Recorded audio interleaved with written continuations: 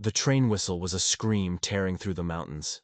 Emma Whitfield stepped onto the platform, and her heart tried to beat its way out of her chest. She was here to live a lie. The crumpled telegram in her hand was the proof, a 3-day-old disaster sent by her sister, Charlotte. Charlotte, the beautiful one, the promised one, had run off with a banker's son, and she'd left Emma to clean up the mess. The plan was simple: deceive a man named Marcus Sullivan, a simple shopkeeper. Marry him, send money home, and save their family from ruin. But as Emma stood there in the cold Colorado air, a cold dread washed over her. What if he knew?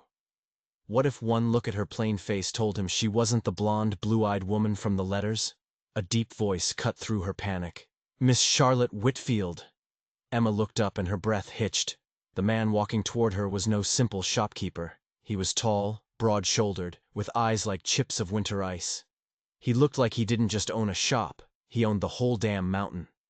This was Marcus Sullivan, and everything Charlotte had told her was a lie. And that was only the beginning. Marcus stopped right in front of her, his gaze sharp and unsettling. "You're smaller than I pictured." His voice was low, laced with a suspicion that made Emma's hands sweat. "And your hair is darker." Before she could stammer out an excuse, a tiny voice piped up from behind his long coat. "She don't look right, Pa." A little girl, no older than 6, stepped out. She had dark braids and the most serious brown eyes Emma had ever seen. The girl pointed a small finger. "You said she had hair like sunshine. Hers is like dirt." "Sarah," Marcus warned, his hand resting on her shoulder. But the girl wasn't done. She tilted her head, her gaze piercing right through Emma's flimsy disguise. "What's your real name, miss?" The world tilted. A child's honesty was a weapon Emma had no defense against. She looked at the little girl, who clearly needed a mother, and then at the hard man who was expecting a wife. And the lie caught in her throat. She couldn't do it. She couldn't build a family on a foundation of sand. She opened her mouth to confess everything. But then she remembered her own family's hungry faces, the shame, the debt. "Charlotte." Emma forced the name out. "My name is Charlotte. Travel just wears a person down." It was a weak, pathetic excuse, and they all knew it. The little girl, Sarah, stepped forward, her eyes narrowed. "Are you running from something?" The question was a punch to the gut. Emma was running from everything. From a drunk father, from a life of thankless duty, from the ghost of her own dead dreams. "Everyone runs from something," Emma whispered, and the sound of disgust Marcus made told her he didn't believe a word. He didn't seem angry, though. He seemed watchful, almost amused. "We should go," he said, his voice flat. "It's a long ride to the ranch." He grabbed her bag and strode toward a large wagon. Ranch? Not a shop? Emma's mind reeled. As she followed, Sarah slipped a tiny, warm hand into hers. "Don't mind Pa," the little girl whispered. "He's been real sad since Mama died. He just acts mean so it won't hurt." Emma looked down at this impossibly wise child. As Marcus helped her onto the wagon seat, his hand felt like stone. He looked at her, not with anger, but with a strange, calculating curiosity. He clicked the reins, and the wagon lurched forward, away from the station, and into a future built on lies. Emma sat between them, a fraud wedged between a grieving man and a motherless child. And she knew, with a certainty that chilled her to the bone, that she had made a terrible, terrible mistake. And she had no idea how right she was. 2 hours later, the wagon crested a hill, and Emma's jaw dropped. Below them lay not a simple homestead, but a sprawling empire. A massive 2-story house stood proudly, surrounded by barns and corrals. Hundreds of cattle dotted the rolling hills. This wasn't a shopkeeper's life. This was the life of a king. This is all yours?" she stammered.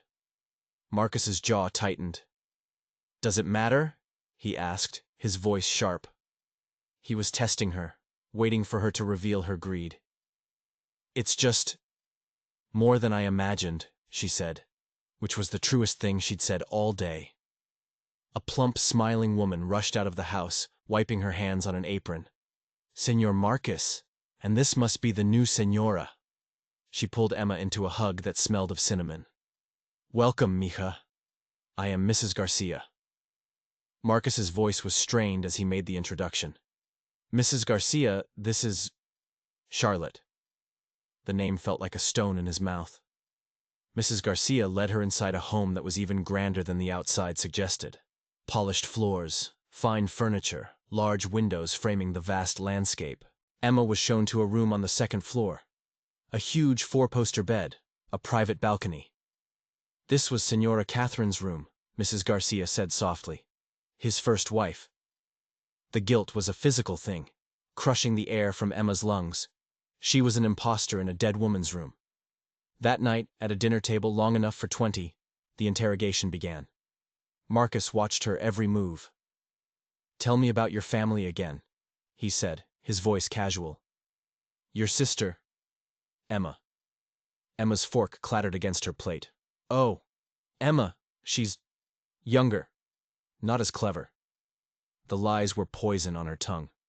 "She seems different from your letters," Marcus mused, leaning back in his chair. "More reserved. I'm just tired," Emma said, her heart hammering. He was toying with her. He knew something. After dinner, Sarah took her to the barn to meet her horse, Buttercup. Under the vast, starry sky, the little girl looked up at her. "I prayed for God to send Pa a new wife," she said. "Someone to make him smile again. Can you do that, Miss Emma?"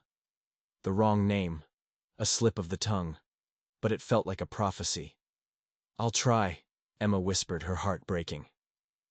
As they walked back to the house, she saw Marcus standing on the porch, a dark silhouette against the warm light. He was watching them, waiting. She knew her time was running out. The lie was a thread, and he was holding the scissors. The next morning, the confrontation she dreaded arrived. Marcus found her in the kitchen.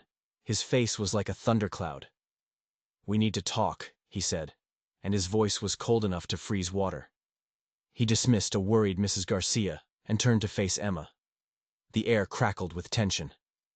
"I've been reading your letters," he began, his voice dangerously quiet. "All of them. And things don't add up." He paced the room, listing her mistakes. The poetry she claimed to love but couldn't name. The scar she was supposed to have but didn't. The description of her sister that changed with every telling. Emma felt the blood drain from her face. She had been so focused on the big lie, she'd forgotten the 1,000 little ones holding it up. I get nervous," she stammered. "I mix things up." "Stop," he commanded, his voice sharp as a razor. He stepped closer, his gray eyes burning with an emotion she couldn't name. It wasn't just anger. It was something else, something colder. "Just stop lying to me." He reached into his coat pocket, but he didn't pull out Charlotte's letters. He pulled out a second telegram. "This arrived yesterday morning," he said, his voice dropping to a whisper. "From your sister." He held it out for her to see. The words swam before her eyes. "Marcus Sullivan. Stop. Do not expect me. Stop. Woman arriving is my sister Emma. Stop. I am married. Stop. Forgive me. Charlotte." The floor dropped out from under her. He had known. From the moment she stepped off that train, he had known she was a liar. He had let her walk into his home, meet his daughter, sleep in his dead wife's bed, all while knowing she was a complete and utter fraud. Why? Why would he play such a cruel game? "So," he said, his voice deceptively soft, "let's try this again. Who the hell are you? And what do you really want?" Tears streamed down Emma's face as she told him the whole pathetic story. The debt, the drunk father, Charlotte's betrayal. She told him it was about the money at first, but then she saw Sarah, and everything changed. He listened without interruption, his expression unreadable. When she was finished, a long, heavy silence filled the room. "So you came to save your family," he said finally. "It wasn't a question." That's very noble. But you lied to me. You lied to my daughter. I know, and I'm sorry. Sorry doesn't fix it. He cut her off. But it does present an interesting opportunity. Emma stared at him, confused. This wasn't the reaction she expected. She expected rage, disgust, to be thrown out on her ear. Instead, he looked. Intrigued. I have a proposition for you, Emma Whitfield, he said slowly. The wedding is still on for Saturday. You will stand up there and you will marry me. You will pretend to be my wife. What? Why? Emma was stunned. Why would you want to marry me now? You know I'm a liar. Marcus leaned against the counter, and for the first time, she saw the crushing weight he carried. Because I never wanted a wife, he said, his voice raw. I wanted a bodyguard. He explained that his first wife, Catherine, hadn't died from influenza. That was the story he told everyone, the story the doctor signed off on. The truth, he said, was that she was murdered. Poisoned. He suspected a rival ranching family, the Blackwoods, who wanted his land and his water rights. But he couldn't prove it. The law in Silver Creek was bought and paid for by Blackwood money. They've been trying to get to me through Sarah, he continued, his voice thick with a father's fear. I can't hire a governess. Anyone I bring in could be one of them. They'd never suspect a mail-order bride, a grieving man's new wife. Emma's head was spinning. This wasn't a romance. It was a war. She hadn't stumbled into a family. She'd walked onto a battlefield. You will be her governess, her companion, her protector, he said, his eyes boring into hers. You will not leave her side. In public, you are my loving fiancé. In this house, you are an employee. Is that clear? He was offering her a deal with the devil. Live a lie, but for a reason far bigger than her family's debt. Live a lie to protect an innocent child from unseen enemies. To help a man find justice for his murdered wife. Before she could answer, a scream ripped through the air from outside. Papa! Help! They both rushed to the window. Sarah was trapped by the chicken coop. A massive bull, its eyes wild, was pawing the ground, steam pluming from its nostrils. It had somehow gotten out of its pen. Stay here, Marcus ordered, grabbing a rope from the porch as he ran. But Emma didn't listen. She saw the broken latch on the pen gate. It hadn't been an accident. This was a message. Without a second thought, she grabbed a heavy bucket of chicken feed, ran into the yard, and hurled it with all her might at the bull's head. Get away from her! She screamed, waving her arms. The beast, startled and confused, turned its attention to her. In that split second of distraction, Marcus was there, looping the rope over its horns, wrestling the animal back toward the pen. Emma snatched up a trembling Sarah, holding the little girl tight against her chest. You're safe, she whispered, her own heart pounding like a drum. Marcus secured the bull and strode back, his face pale with fury and a flicker of something else. Respect. Miss Emma saved me, Sarah said, her voice filled with awe. Marcus looked at Emma, really looked at her, and the cold, calculating mask slipped. He saw a woman who had just faced down a charging bull for his daughter. Go inside with Mrs. Garcia, he told Sarah gently. Once she was gone, he turned back to Emma. That was brave, he admitted. Foolish, but brave.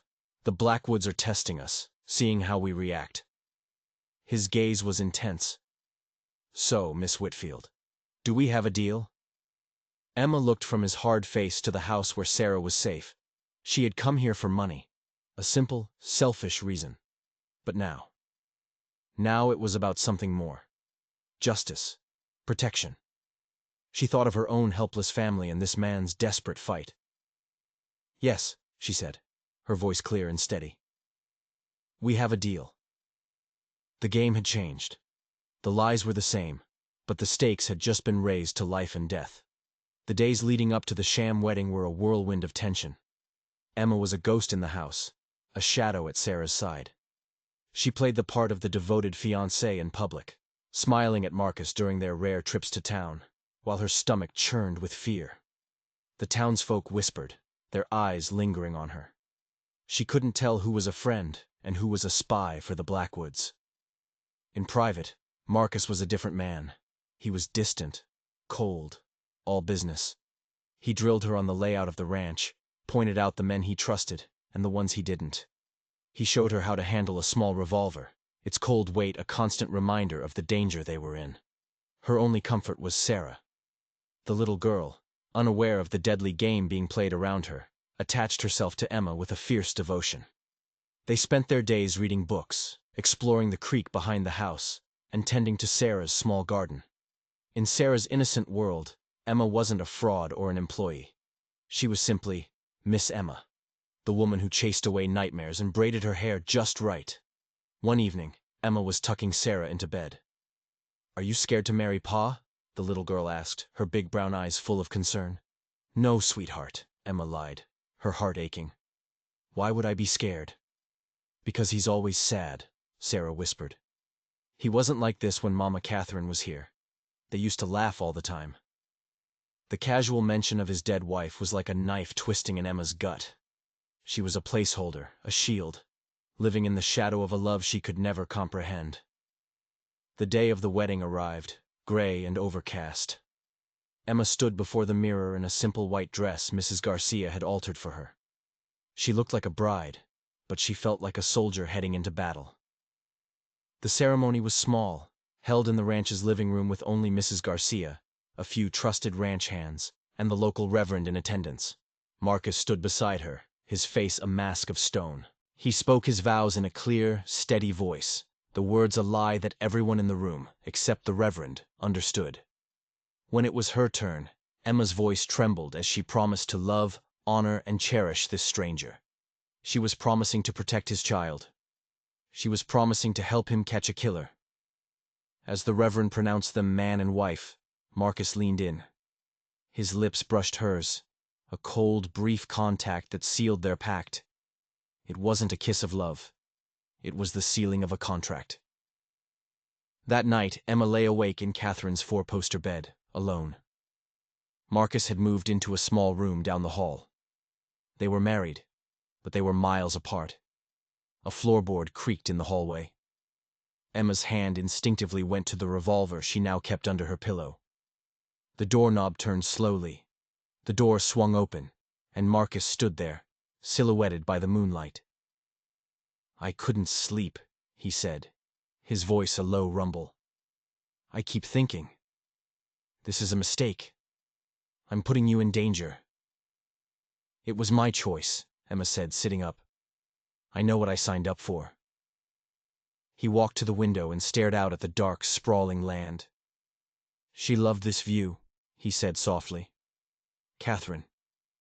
She would stand here for hours."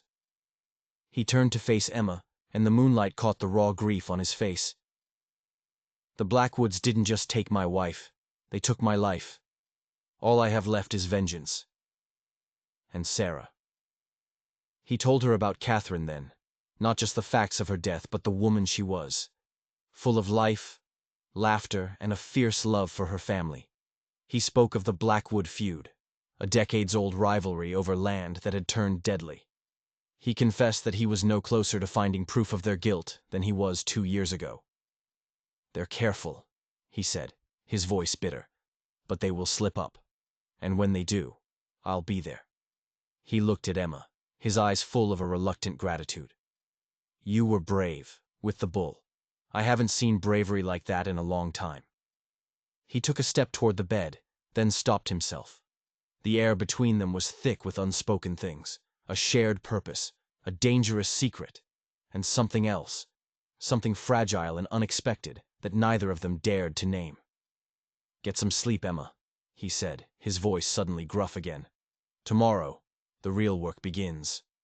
He turned and left, closing the door softly behind him. Emma lay back down, her heart racing. She was Mrs. Sullivan now, a wife in name only. But tonight, for the first time, she felt something shift. She wasn't just protecting his daughter. She was beginning to see the man behind the mask. And she was terrified that he was a man she could come to care for. In this house of lies and secrets, that was the most dangerous risk of all. Life at the ranch settled into a strange, tense rhythm. To the outside world, Emma was the new bride, settling into her role. She rode into Silver Creek with Marcus for supplies, smiling and nodding as the townspeople offered their congratulations. She noticed the hard stares from certain men, the ones who always seemed to be loitering near the Blackwood saloon. She learned their faces, committing them to memory. At the ranch, she was Sarah's constant guardian. They were inseparable. But the game of make-believe was taking its toll. At night, Emma would lie in her lonely bed and listen to the sounds of the house, wondering if every creak was an intruder, every gust of wind a threat. Marcus remained a puzzle. He was consumed by his quest for vengeance, poring over old ledgers and maps late into the night, searching for any weakness in the Blackwood Empire. Yet, there were moments when the mask would slip. He would watch Emma laughing with Sarah, and a flicker of warmth would cross his face. He started joining them for dinner, not just as a formality, but staying to listen to Sarah's stories about her day. One afternoon, a letter arrived. It was from Charlotte. Emma's hands trembled as she opened it. It was a short, self-pitying note, full of apologies and justifications for her actions. But one line stood out. "My new husband has business dealings all over the territory, even with a family called Blackwood. A nasty bunch," he says. Emma's blood ran cold. She took the letter to Marcus immediately. He read it, his eyes narrowing. "This could be something," he said, his voice tense with excitement. "A connection. A way in." For the first time, he looked at her not as an employee, but as a partner. "Your sister, for all her faults, may have just given us our first real lead." The fragile truce between them began to shift into a genuine alliance. They spent their evenings talking, not about the past, but about strategy. Emma, with her quiet observations, noticed things Marcus, in his grief-fueled rage, had missed. The way the sheriff always looked away when Marcus entered a room. The fact that the town doctor, who had signed Catherine's death certificate, had a daughter who had recently married a Blackwood cousin. The pieces were starting to connect, forming a dark and terrifying picture. The danger felt more real than ever. One crisp autumn day, Emma and Sarah were having a picnic by the creek. Emma had just laid out their blanket when she heard a twig snap behind them. She turned to see one of the Blackwood ranch hands, a man named Jed, standing there. He had a cruel smile on his face. "Well now," he drawled, "if it ain't the happy new bride, out here all alone." Emma's heart hammered in her chest. She slowly stood up, positioning herself between Jed and Sarah. "We're not alone," she said, her voice steady despite the fear coiling in her gut. "My husband is just over that rise." Jed laughed, a nasty grating sound. "Is he now? Funny, I didn't see him." He took a menacing step forward. "Maybe you and the little one need some company." Suddenly, a voice like thunder rolled across the clearing. "I'd say she has all the company she needs." Marcus was there, emerging from the trees like an avenging angel. In his hands, he held a rifle, and it was aimed squarely at Jed's chest. "You're on my land, Jed," Marcus said, his voice deadly calm. "I suggest you leave. Now." Jed's face paled. He muttered a curse, turned, and scrambled away. Marcus didn't lower the rifle until the man was long gone. He rushed to Emma's side, his eyes scanning her and Sarah for any sign of harm. "Are you all right?" he asked, his voice rough with emotion. Emma nodded, pulling a shaken Sarah into her arms. "We're fine," she said, but her legs were trembling. That night, the fear and adrenaline gave way to something else. Marcus found her on the porch, staring out at the moonlit mountains. "He won't bother you again," he promised. "I sent a message to the Blackwoods. They know to stay away from my family." "My family." The words hung in the air between them. "Thank you," Emma whispered. "I was so scared." "You didn't show it," he said, standing beside her. "You stood up to him. You protected Sarah." He looked at her, his gray eyes searching her face in the pale light. "You're not just playing a part anymore, are you?" Emma couldn't answer. She didn't know how. The lines had blurred. The lie she was living was starting to feel more real than any truth she had ever known. He reached out, his hand gently touching her arm. The contact was electric, a spark in the cold, tense world they inhabited. "Emma," he began, his voice barely a whisper. but whatever he was going to say was lost as the front door creaked open. Mrs. Garcia stood there, her face a mask of worry. "Señor Marcus," she said, her voice trembling. "It's Sarah. She's burning with fever." The fragile moment shattered. They rushed inside to find Sarah tossing and turning in her bed, her skin hot to the touch, a dry, rasping cough shaking her small frame. The town doctor was summoned. He examined the child, his face grim. "It's a bad case of pneumonia," he announced, shaking his head. "It's moving fast. We can only pray." But as Emma looked from the doctor's shifty eyes to Marcus's face, now pale with a familiar terror, she knew. This wasn't pneumonia. This was happening again. The Blackwoods hadn't stayed away. They had found another way in. For 3 days and nights, the ranch became a fortress under siege. But the enemy wasn't outside the gates. It was inside Sarah's small body. Emma refused to leave her side. She bathed the child's burning skin, forced broth and water between her cracked lips, and held her hand through the long, terrifying nights. Marcus was a specter, his face etched with a grief so profound it was terrifying. He was reliving his wife's death, watching his daughter slip away in the exact same manner. The doctor's prescribed medicines did nothing. Sarah only grew weaker, her breathing more shallow. "This isn't pneumonia," Emma finally said to Marcus on the third night, her voice raw with exhaustion and fury. "You know it, and I know it. It's poison. The same as Catherine." "But how?" Marcus's voice was broken. "We've been so careful. The food, the water." Emma's mind raced, replaying every detail of the past few weeks. Who had gotten close to Sarah? Who could have administered something without being seen? Her eyes fell on a small, half-eaten bag of candy on Sarah's bedside table. "Where did this come from?" she asked, her voice sharp. Marcus looked at the candy. "The general store. I bought it for her last week when we were in town." The store owner. A friendly man who always gave Sarah a free licorice stick. A man whose wife catered all the town events, including the wedding of the doctor's daughter to a Blackwood. It was a thin thread, but it was all they had. "We're doing this wrong," Emma said, a desperate plan forming in her mind. "We're fighting their poison with medicine. We need to fight it with everything else." She threw out the doctor's useless laudanum.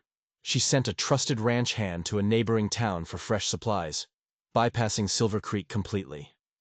She brewed herbal teas Mrs. Garcia remembered from her grandmother, remedies meant to cleanse the body. She and Marcus took turns forcing gallons of fresh spring water into Sarah, flushing her system relentlessly. They were fighting blind, armed with nothing but a desperate mother's intuition and a father's fierce will to live.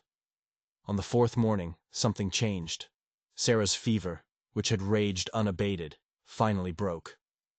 The sweating subsided. Her breathing, while still weak, lost its ragged edge. By evening, she opened her eyes. "Miss Emma?" she whispered, her voice a faint rasp.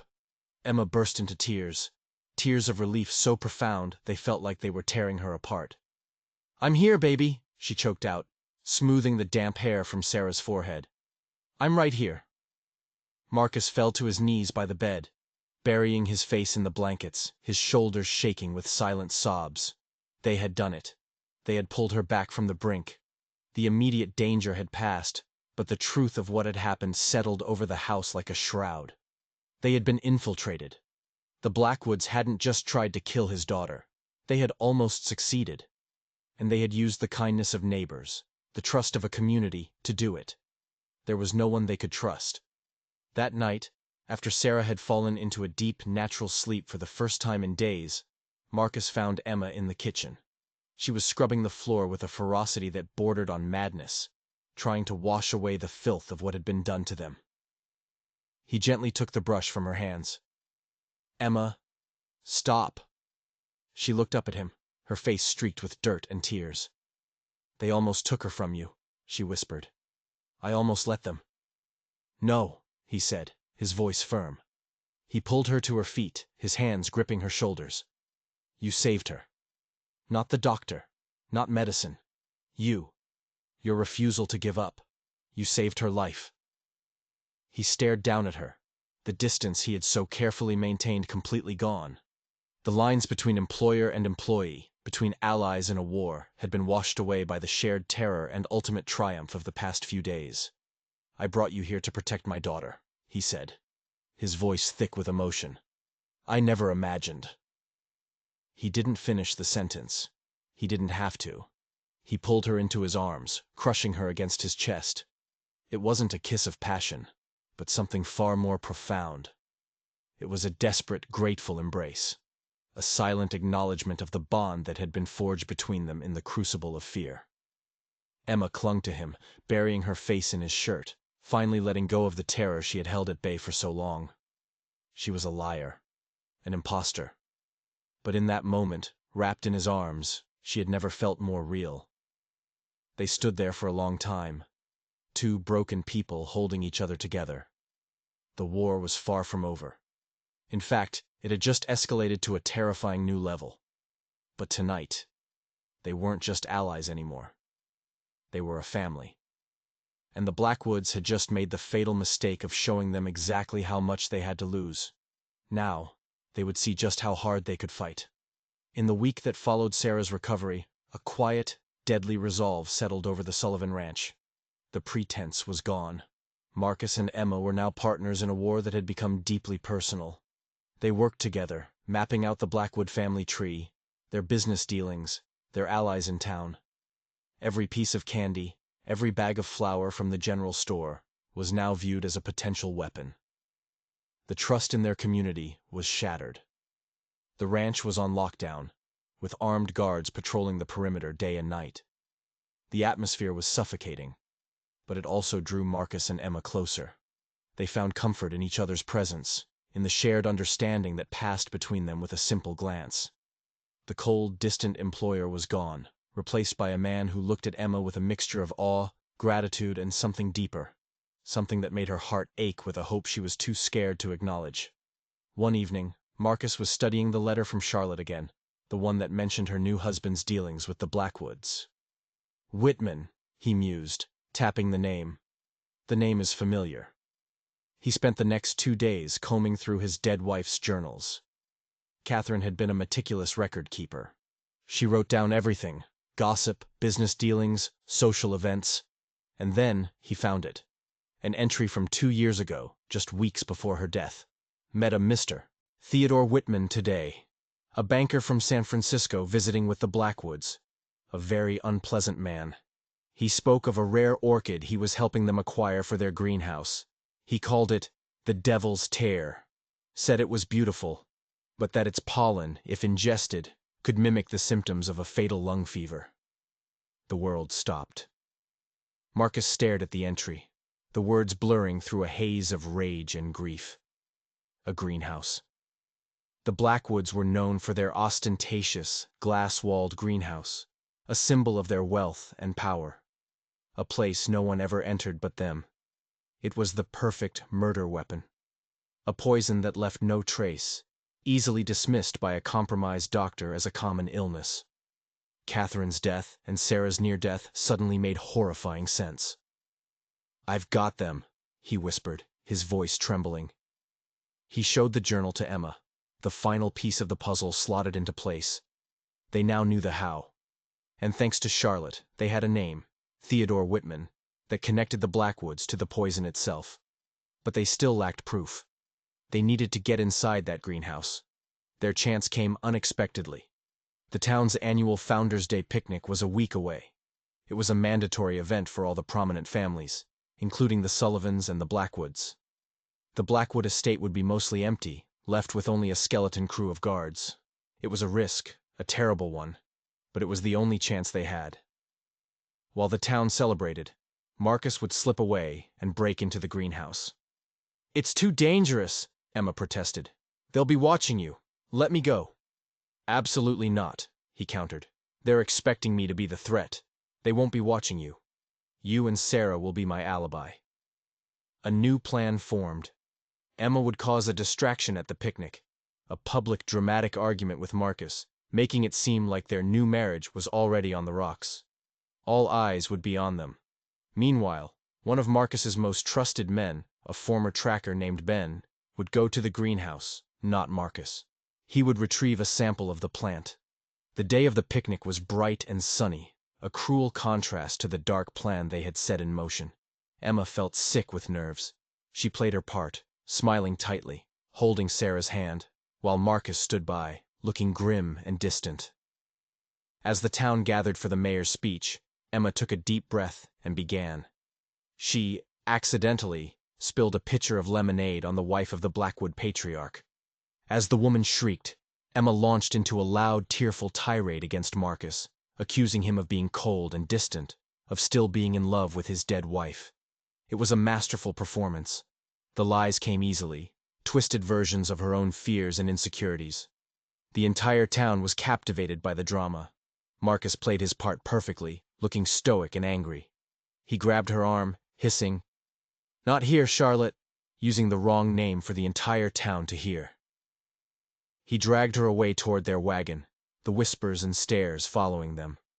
They had their distraction. They rode a short distance out of town and waited, the minutes stretching into an eternity. Finally, they saw Ben riding toward them, his face grim but triumphant. In his saddlebag, wrapped carefully in oilcloth, was a single, beautiful, terrifying orchid. They had the proof. They rode back to the ranch, their hearts pounding with a mixture of fear and exhilaration. But when they arrived, they were met with a scene of pure horror. Mrs. Garcia was on the porch, sobbing hysterically. Several of the ranch hands were lying on the ground, unconscious or worse. And standing by the front door, holding a terrified Sarah in front of him like a shield, was Jed Blackwood. He wasn't alone. A dozen armed Blackwood men had taken the ranch. "Welcome home, Sullivan," Jed sneered, a rifle pressed against Sarah's small head. "We came to collect something you stole." The trap had been sprung, but they had been so focused on springing their own, they hadn't realized they were walking right into another. "Let her go, Jed," Marcus said, his voice dangerously calm as he and Ben dismounted, their hands raised. "This is between you and me." Jed laughed. "Oh, it's way past that now. My father is tired of you sniffing around. He sent us to end this. Permanently." He gestured with his rifle toward the house. "You, your man, and your pretend wife. Inside. Now." They were marched into the living room. The Blackwood patriarch himself, a cruel-faced old man named Elias, was sitting in Marcus's favorite chair as if he owned the place. "Sullivan," he said, his voice a gravelly rasp, "you've been a thorn in my side for too long. I heard you were at the picnic today. Looking for something?" The orchid lay on the table between them. Elias picked it up, admiring it. "Beautiful, isn't it? Such a shame my son had to use it on your first wife. She was a spirited woman, but she wouldn't convince you to sell." The confession was brazen, delivered with the arrogance of a man who believed he was above the law. "And then you bring this one here," he said, gesturing to Emma. "Another complication. So we decided to clean the slate. A tragic ranch fire. You, your daughter, your new wife. All gone. So sad." Just as one of Jed's men raised his pistol to Marcus's head, Emma acted. She did the one thing they would never expect from the quiet, reserved, new bride. She screamed. Not a scream of fear, but a battle cry of pure, unadulterated rage. And she threw the only weapon she had, a heavy porcelain vase from the mantelpiece, directly at Elias Blackwood's head. The vase shattered, and in the moment of shocked silence that followed, all hell broke loose. Ben, the tracker, tackled Jed, freeing Sarah.